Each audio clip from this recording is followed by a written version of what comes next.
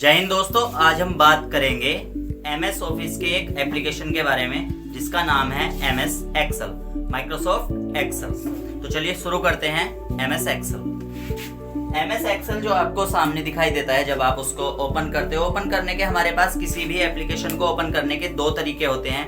दोनों तरीके मैंने आपको बता रखे हैं, फिर से सुन लीजिए। एक तो होता है जब आप स्टार्ट बटन पर क्लिक करते हैं, वहां पर आपको लिखना होता है एक्सेल या जो भी प्रोग्राम सर्च करना है, सर्च बार में आप वो प्रोग्राम लिख देंगे और वो प्रोग्राम सर्च होकर सामने दिख जाएगा।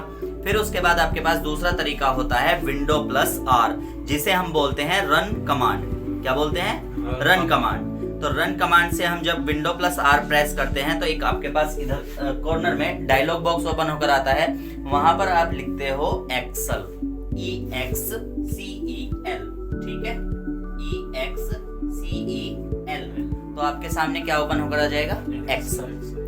तो अभी आपके सामने एक्सेल ओपन होकर आ चुका है और एक्सेल जब आपके सामने ओपन होता है तो वो कुछ इस तरह का दिखाई देता है, ठीक है, जिसमें कि आपको मिलते हैं कुछ ABCD लिखी हुई और इस साइड लिखे मिलते हैं आपको नंबर्स, ठीक है। ऊपर क्या लिखे हुए मिलते हैं? ABCD और इधर नंबर्स। तो जो आपके पास ये ABCD लिखी होती है इनको बोलते हैं हम कॉलम्स। इनको क्या बोलते हैं? कॉलम्स। मतलब लेफ्ट टू राइट या राइट टू लेफ्ट जो होते हैं उनको क्या बोलते हैं? कॉलम्स। और जो अप टू डाउन या डाउन टू अप होते हैं उनको क्या बोलते हैं? रोज, ठीक है। अब ये होते कितने हैं? तो आपके पास हम यहाँ पर सीख रहे हैं माइक्रोसॉफ्ट एक्सेल 2010। तो यहाँ जब हम MS ऑफिस 2010 की बात करते हैं तो आपको पता होना चाहिए कि उसमें कितने कॉलम्स हैं और कितनी रो हैं। अभी आपने जो ABCD पढ़ी है वो आपने पढ़ी है A से Z तक, A से Z तक। अब यहाँ पर हमारे पास जो कॉलम्स की संख्या होती है वो माइक्रोसॉफ्ट ऑफिस में आपके पास होती है, यहाँ पर हम लिख देते हैं। आप सभी नोट कर लेना, आप सभी नोट कर लेना कि हमारे पास टोटल कॉलम कितने होंगे। 16,384। कितने कॉलम होंगे? 16,384। फिर उसके बाद बात आती है कि टोटल रोज कितनी होंगी?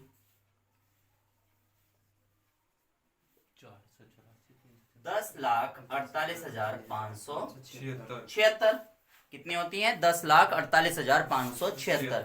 ये होती है हमारे पास रो। अब बात आती है रो होती कौन सी है और कॉलम कौन से होते हैं। तो कॉलम्स आपके पास होते हैं जो A से स्टार्ट होते हैं, ठीक है।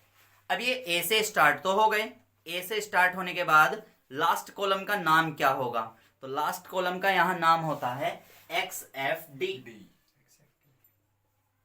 लास्ट कॉलम का क्या नाम है आपके पास? XFD।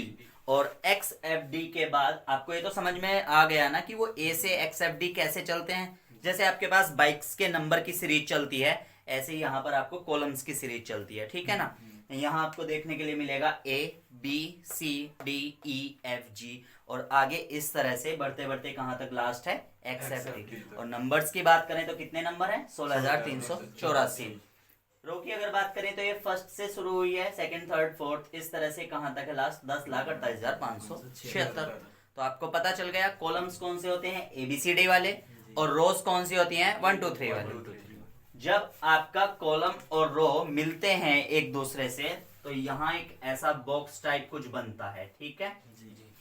ये कहलाता है एक सेल, जिसको मैंने अभी डार्क किया है आपके सामने। ये क्या कहलाता है? एक सेल। तो अब बात आती है कि टोटल सेल कितने होंगे।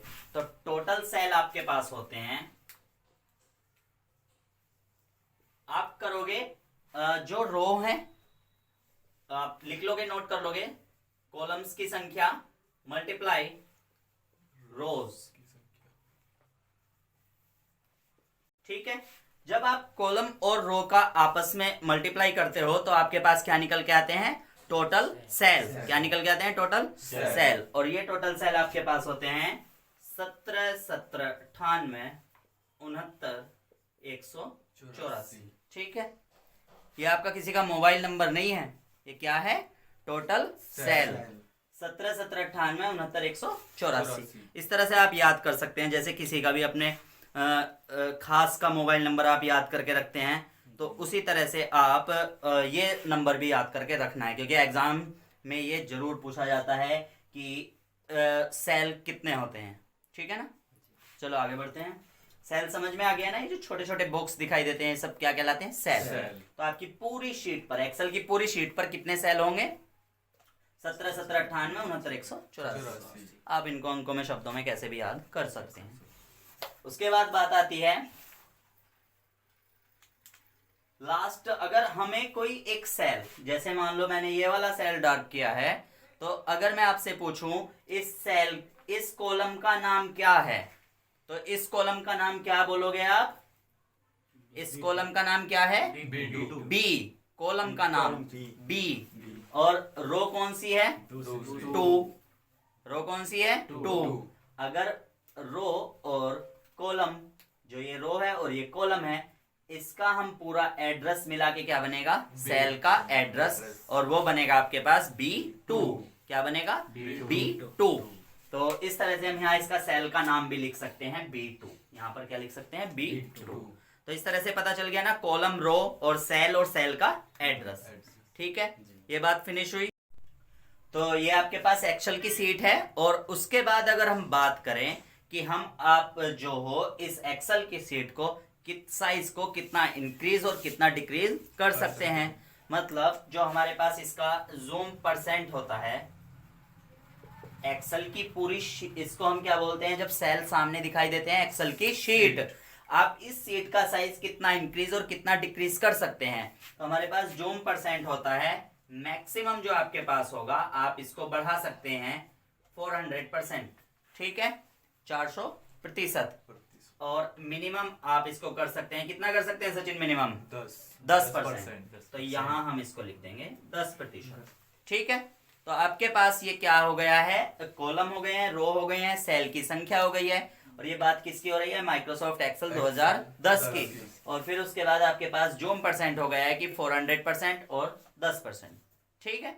तो इस तरह से एक्सेल का कुछ ओवरव्यू था। अब आगे हम सीखेंगे एक्सेल के कुछ फॉर्मूले, फंक्शन और फॉर्मूले, एक्सेल कैसे काम करता है, कैसे हम उसमें अपना रिजल्ट बना सकते हैं, कैसे उसमें हम और कैलकुलेशन कर सकते हैं।